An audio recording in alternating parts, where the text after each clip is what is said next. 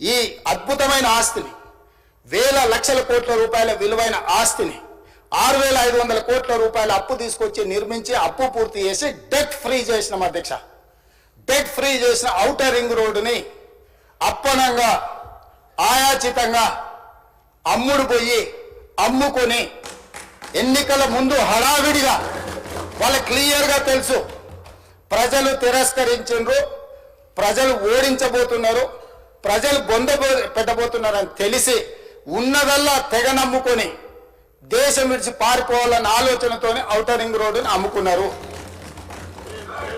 అయితే ఈరోజు మాజీ ఆర్థిక శాఖ మంత్రి, ఎందుకంటే వారు ఆర్థిక శాఖ మంత్రిగా ఉన్నప్పుడే అది అమ్మిండ్రు, ఈరోజు వారే డిమాండ్ చేసిండ్రు ఈ ఔటర్ రింగ్ రోడ్డు అమ్మకం మీద మీరు విచారణ ఇయ్యండి అని. నేను మనస్ఫూర్తిగా వారు మనస్ఫూర్తిగా విచారణకి ఏదైతే అడిగినరో వెనకాల వారు కూడా చదువు వచ్చినా రాకపోయినా వారు కూడా వారికి మద్దతు పలికినందుకు వారిద్దరి కోరిక మేరకు స్పెషల్ ఇన్వెస్టిగేటింగ్ టీంను నిర్వహించి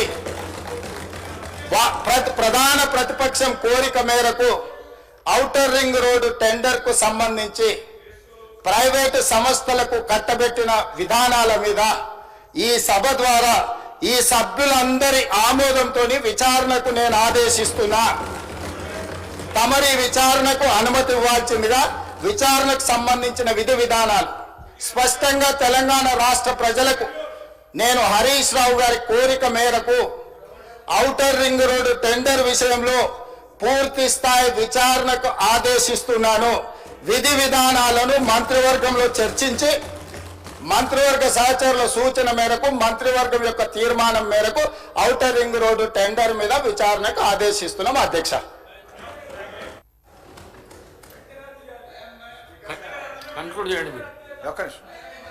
నేను అలాగే బోను కానీ సార్ రికార్డులు వెరిఫై చేస్తే మీకు తెలుస్తుంది.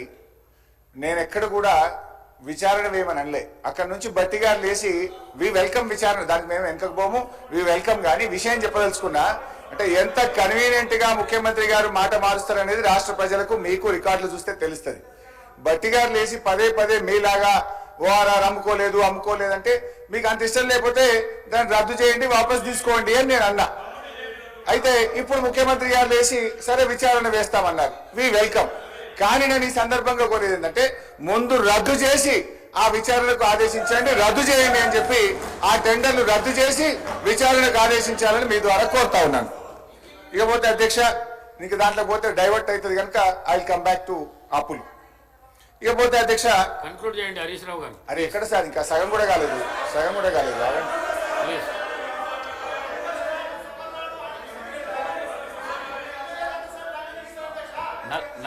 నలభై నిమిషాలు మాట్లాడండి మీరు. అంటే ఎన్ని ఇంటరప్షన్స్ సార్? ఇప్పుడు ముఖ్యమంత్రి గారు లేచిరి, బట్టి గారు 3 సార్లు లేచిరి, పొంగులేటి గారు లేచిరి, మా రాజగోపాల్ రెడ్డి అన్న గారు లేచిరి, ఇంతమంది డిస్టర్బ్ చేస్తే నేను అంటే వాళ్ళకి ఆన్సర్ చేయడానికి టైం అంతా పోయింది కదా సార్. 40 minutes మీరు మాట్లాడండి సార్. ఇది important subject sir, important subject sir. అయితే అధ్యక్ష గౌరవనీయులు బట్టి విక్రమార్క గారు మాట్లాడుతూ ఇప్పుడు ఏమంటారంటే మేమేదో అప్పులు కట్టామన్నారు. బీఆర్ఎస్ ప్రభుత్వ హయాంలో మేము సంపద పెంచాం, పేదలకు పంచాం. సంపద పెంచడమే కాదు పేదలకు పంచాం. అదేవిధంగా అప్పులు మేము కూడా కట్టాం అధ్యక్ష. మీరు వారసత్వంగా ఇచ్చినటువంటి అప్పులు మేము తిరిగి కట్టాం. మా ప్రభుత్వ హయాంలో చేసిన అప్పులు కూడా తిరిగి కట్టాం. మా 9.5-10 ఏళ్ల పాలనలో దాదాపు 3 లక్షల కోట్ల రూపాయల అప్పులు మిత్తిలు బీఆర్ఎస్ ప్రభుత్వం తిరిగి చెల్లించింది. మేము అప్పులు కడుతున్నామని మీలాగా 6 గ్యారెంటీలు ఎగబెట్టడము, 13 హామీలు, 400 హామీలు బీఆర్ఎస్ పేరు చెప్పి తప్పించుకునే ప్రయత్నం మేము మీలాగా చేయలే. మేము ఆనాడు కాంగ్రెస్ పేరు చెప్పి మేము తప్పించుకోలే. కానీ మీరేమో బీఆర్ఎస్ పేరు చెప్పి అప్పుల పేరు చెప్పి 6 గ్యారెంటీలను ఎగవేయించాలని 6 గ్యారెంటీలు వాయిదా వేసే ప్రయత్నం చేస్తున్నారు. గౌరవనీయులు బట్టి విక్రమార్క గారు బాండ్ పేపర్ మీద సంతకం పెట్టించిండు. ముఖ్యమంత్రి గారి సంతకం బాండ్ పేపర్ మీద, బట్టి గారి సంతకం 100 రోజుల్లో 6 గ్యారెంటీలు అమలు చేస్తామని చెప్పి ఇవాళ ప్రజల్ని మోసం చేసింది కాంగ్రెస్ పార్టీ.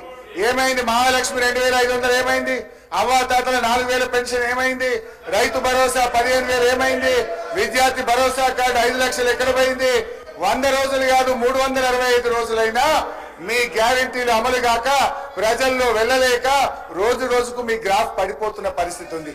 సో మేము ఆ రోజు 10 ఏళ్లలో దాదాపు 3 లక్షల కోట్ల అప్పులు తిరిగి చెల్లించుతూనే మేము ఎన్నికల్లో హామీ ఇవ్వకపోయినా 73,000 కోట్ల రూపాయలు రైతు బంధు ఇచ్చాం. దాదాపు 6,000 కోట్లు రైతు బీమా ఇచ్చాం. ఇలా ఎన్నికల్లో హామీ ఇవ్వకపోయినా 11,000 కోట్ల రూపాయలు కళ్యాణ లక్ష్మి పథకం కింద ఇచ్చాం. మీరేమన్నారు? కళ్యాణ లక్ష్మికి తులం బంగారం కలుపుతామన్నారు. ఏడాది అయిపోయినా తులం బంగారం అయితే ఇంకా వస్తున్నటువంటి పరిస్థితి లేదు. ఇకపోతే అధ్యక్ష భట్టి గారు చెప్పినటువంటి ఆర్బీఐకి పోదాం.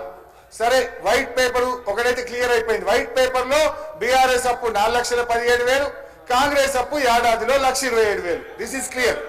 ఇక now I will come to RBI. ఇక ఆర్బీఐకి వస్తే ఇది రిజర్వ్ బ్యాంక్ ఆఫ్ ఇండియా అనేది దేశంలో అత్యున్నతమైన సంస్థ. ఆర్బీఐ చెప్తున్న అనేక విషయాల్లో ఇవాళ ఇవన్నీ కూడా రికార్డ్స్ కూడా ఉన్నాయి. గౌరవనీయులు వారి దగ్గర బుక్ కూడా ఉంది. కావాలంటే పేజ్ వైజ్ కూడా నేను వారికి పంపిస్తాను, పేజ్ నెంబర్ కూడా చెప్తాను.